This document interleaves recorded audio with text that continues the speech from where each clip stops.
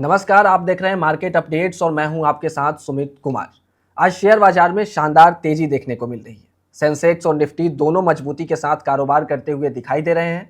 IT, metal और pharma के साथ साथ कुछ चुनिंदा लार्ज कैप शेयरों में खरीदारी ने बाजार का मूड पूरी तरह से बदल दिया है। निवेशकों की नज़र अब क्रूड की कीमतें, कॉरपोरेट नतीजों, अमेरिकी फेड के ब्याज दर फैसले और ग्लोबल संकेतों पर टिकी हुई है। ऐसे में सबसे बड़ा सवाल यही है कि क्या यह तेजी आगे भी जारी रहेगी या ऊपरी स्तरों पर मुनाफा वसूली देखने को मिल सकती है, और इस तेजी के बीच कहां मौके बन सकते हैं, यानी निवेशकों की कमाई कहां से हो सकती है। इन्हीं सभी पहलुओं पर बातचीत के लिए हमारे साथ जुड़ चुके हैं इक्विनॉक्स से पंकज रांदर साहब। हेलो पंकज सर, कैसे हैं आप? जी, thank you very much Sumit ji for inviting me. और बहुत ही बढ़िया हूँ सर। आज की तेजी देखकर क्या लग रहा है सर? इसके पीछे की वजह क्या है? क्या यह बुल रन की शुरुआत है? और अगर बुल रन की शुरुआत है तो निवेशकों को कहां पर पैसा लगाना चाहिए, मौके कहां बनते दिखाई दे रहे हैं? जी देखिए, मैं इतना बोल्ड स्टेटमेंट तो नहीं दूंगा कि ये बुल रन की शुरुआत है या नहीं है, लेकिन स्टिल मैं एक बात जरूर कहूंगा, जब तक निफ्टी 23,800 850 की रेंज नहीं तोड़ेगा डिसाइसिवली, तब तक बड़ी मंदी देखने मिलना थोड़ा सा मुश्किल लग रहा है। और मेरा पहले से यही व्यू भी रहा है सुमित जी, कि जब तक ये 23,950 और 800 की रेंज के बीच में मार्केट ट्रैवल कर रहा है और उसके नीचे जब तक नहीं जाएगा, तब तक हम लोग बिकवाली की सलाह नहीं देंगे। Buy on dips would be the strategy, ये हमेशा से मेरी बात रही हुई है। मैं अपनी बात पे अभी भी कायम हूँ। और मुझे लगता है कि जितना करीब 23,800 और 850 के करीब मार्केट में चांसेस मौके मिलेंगे, तो 23,650 का एक 100 से 150 अंक का एक स्टॉप लॉस वहां पर मेंटेन करके आप जो है वो तेजी का रुख कर सकते हैं। लेकिन यस, कंटिन्यूअसली तेजी मिलना थोड़ा सा डिफिकल्ट लगता है। स्टॉक स्पेसिफिक एक्शंस देखने मिल सकते हैं। लास्ट मंथ में अगर हम लोग देखते हैं तो आईटी जो सेक्टर है, करीब करीब 15% के आसपास का मूव वहां पे दिया, और आईटी की बदौलत हम लोग जो है वो सस्टेन हो पाए हैं। बैंक्स के अंदर अभी भी जैसे हम लोग मूव एक्सपेक्ट कर रहे हैं, वो हिसाब से मूव आ नहीं रहे हैं। अगर मान लीजिए कि आईटी और बैंक्स अगर दोनों भी बढ़िया करना शुरू करते तो मार्केट एक नई ऊंचाई पर जरूर जा सकता है। अब बहरहाल, अगर मैं फिलहाल के लेवल्स की अगर मैं बात करूं तो पिछले 2 घंटे से मार्केट बहुत ही ज्यादा कंसोलिडेटेड जोन में है। अभी भी मुझे लगता है कि अगर एक शॉर्टर टाइम फ्रेम में अगर 24,150 का एक सपोर्ट अगर हम लोग कंसिडर करते हैं यहाँ पे, तो ऊपरी लेवल पर मुझे लगता है 24,500 24,650 तक के टारगेट्स आने वाले 2 से 3 ट्रेडिंग सेशंस में देखने मिल सकते हैं। ओके। और सर, निफ्टी आईटी की बात की सर आपने, करीब करीब 4 दिनों में 10% के आसपास की तेजी दिखाई दे रही है निफ्टी आईटी में। क्या व्यू है सर यहाँ पर? क्या तेजी की शुरुआत हो चुकी है या फिर सतर्क रहने की जरूरत है?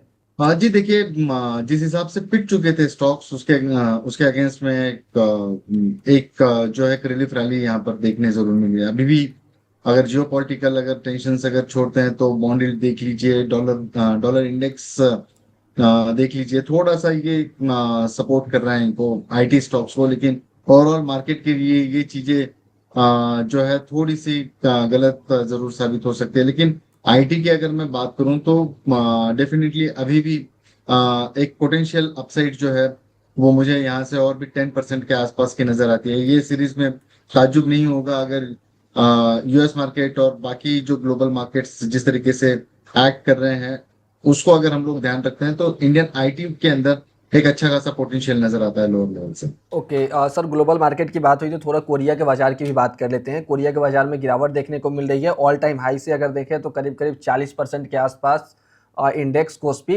करेक्ट हो चुका है। क्या लग रहा है सर, इससे भारतीय बाजार को क्या सीखनी चाहिए, निवेशकों को क्या सीखनी चाहिए? क्योंकि बहुत सारे लोगों ने कोरियन मार्केट में जो चिप कंपनियां हैं वहाँ की, उसमें बहुत सारे लोगों ने क्या किया था कि कर्ज लेकर के भी पैसा लगाना शुरू कर दिया था।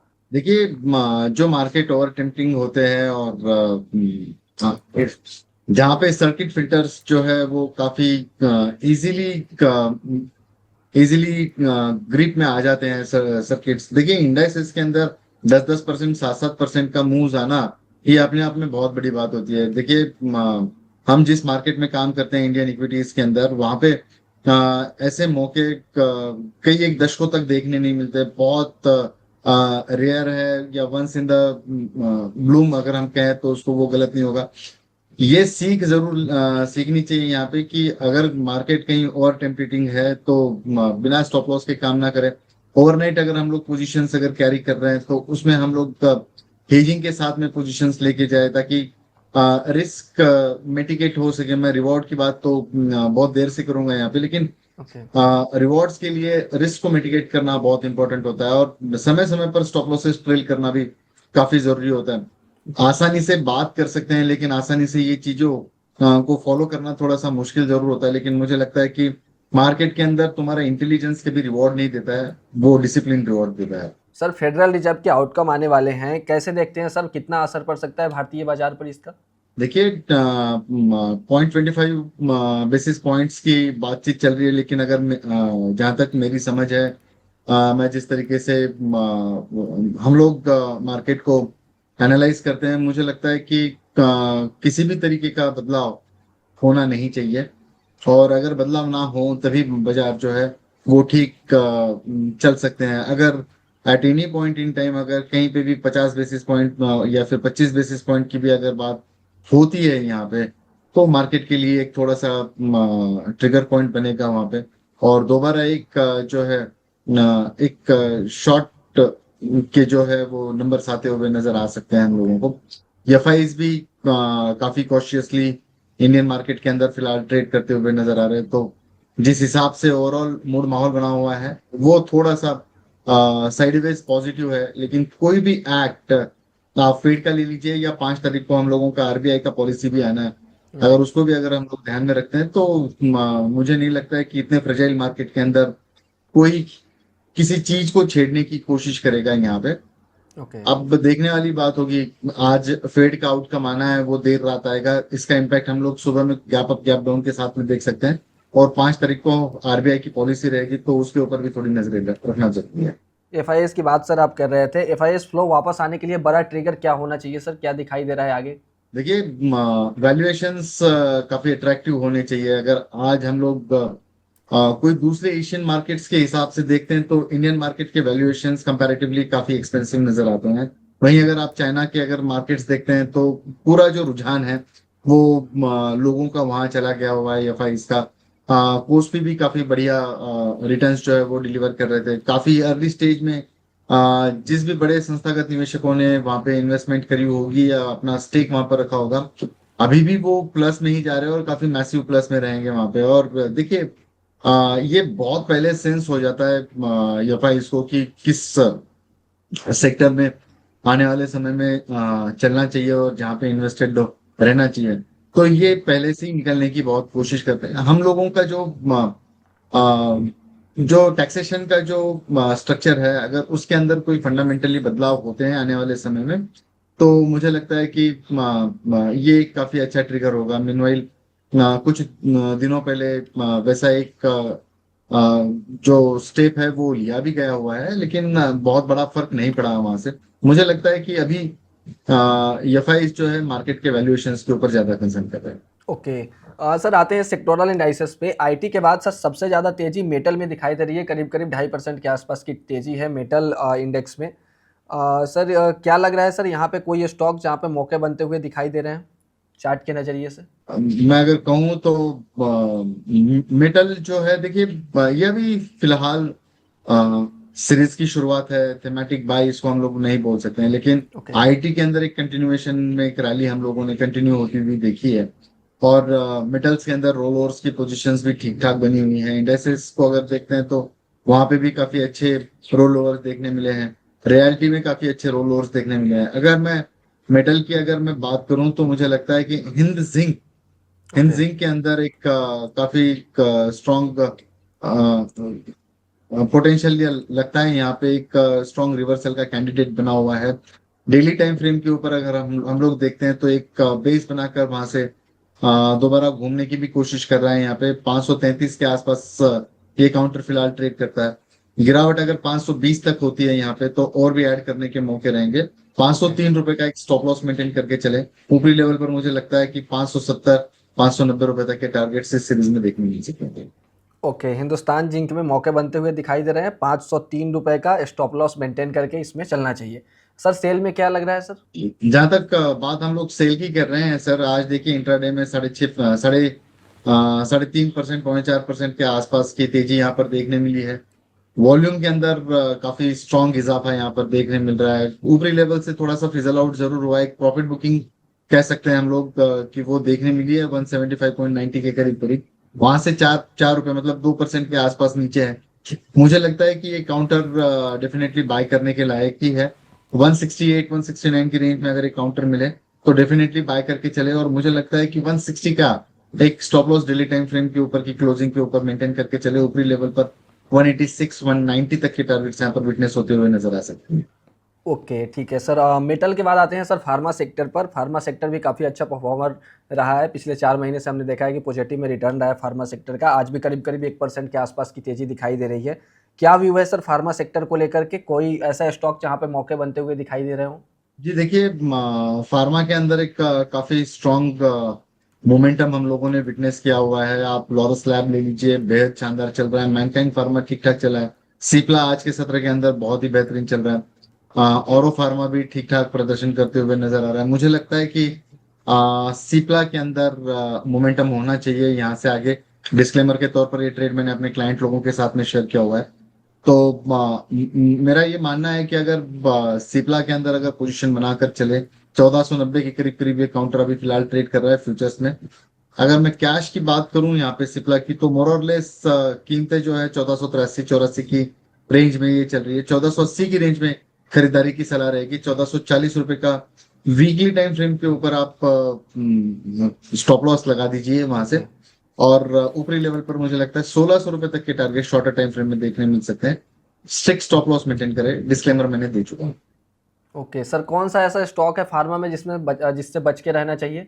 सर देखिए, इतने तेजी वाले मूड माहौल के अंदर भी जो काउंटर्स परफॉर्म करते हुए नजर नहीं आ रहे हैं, मुझे लगता है कि बायोकॉन जैसे काउंटर के अंदर थोड़ा सा संभल के रहना चाहिए। और एक ओके। कैश का काउंटर है, ये दो काउंटर्स थोड़ा सा फिजल आउट होते हुए नजर आ सकते हैं आने वाले दिनों में।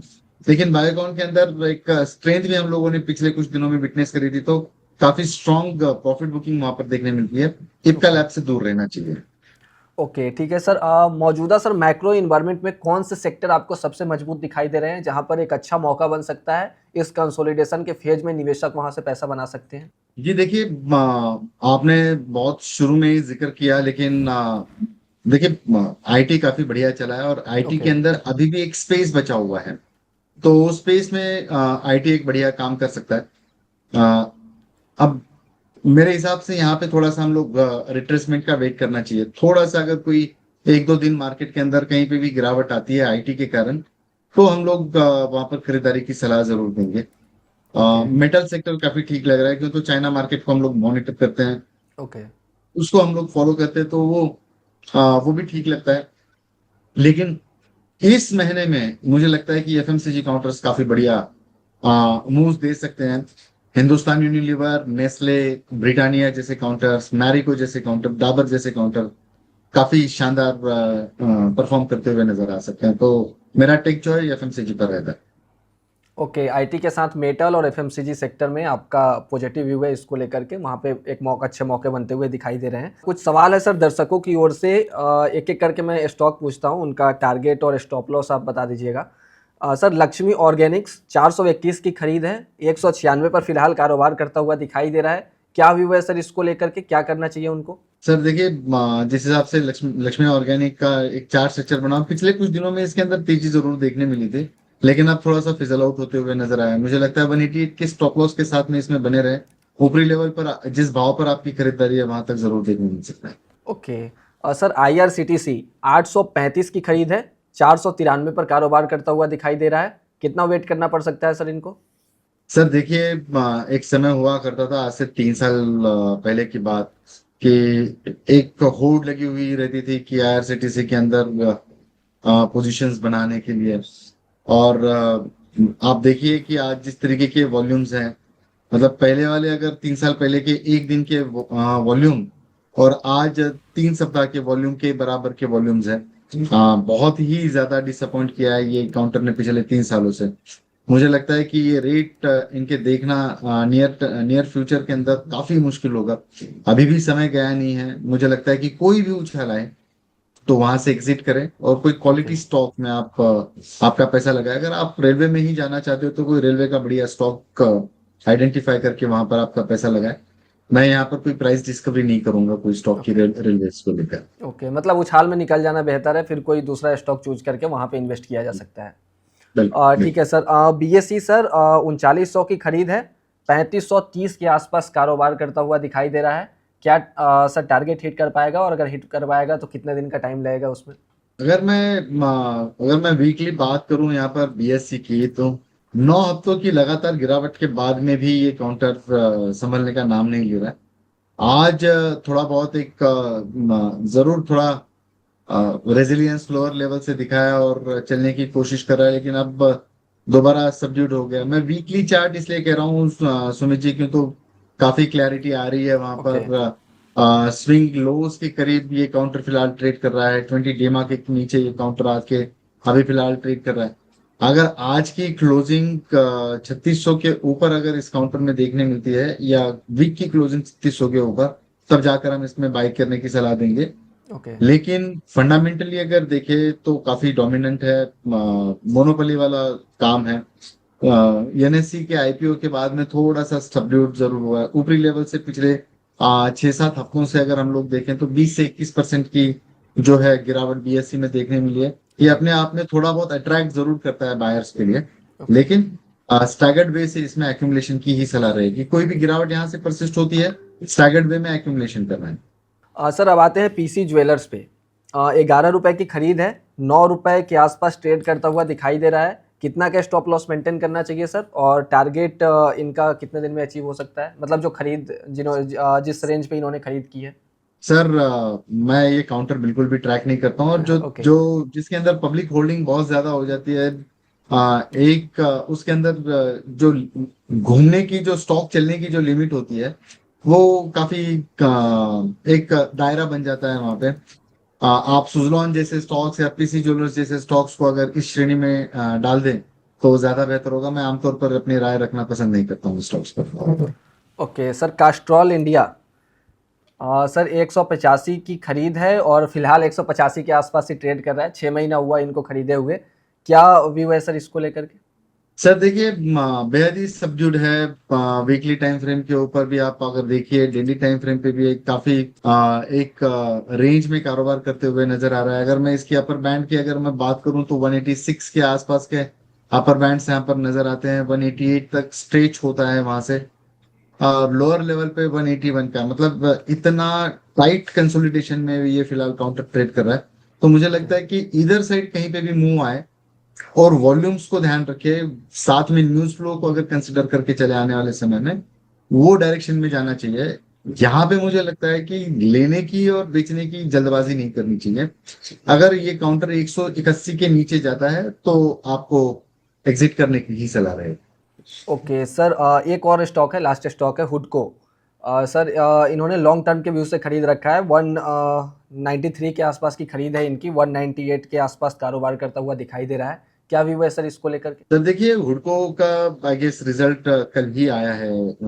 मैं किसी टीवी शो के दौरान ही ये इसके रिजल्ट्स आते हुए नजर आए, और मिक्स्ड रिजल्ट्स रहे हैं इसके। ओके। बहुत शार्प डिक्लाइन रिजल्ट के बाद में यहाँ पर देखने मिला, और कहीं पे भी रिलीफ जो है वो मिला नहीं है यहाँ पे। तो मुझे लगता है कि ये काउंटर के अंदर स्ट्रेंथ की जो मैं बात करूं तो ये 204 के ऊपर जब ट्रेड करना शुरू होगा सुमित जी, तब जाकर इसके अंदर एक मूव जो है एंटिसिपेट होती हुई नजर आ सकती है।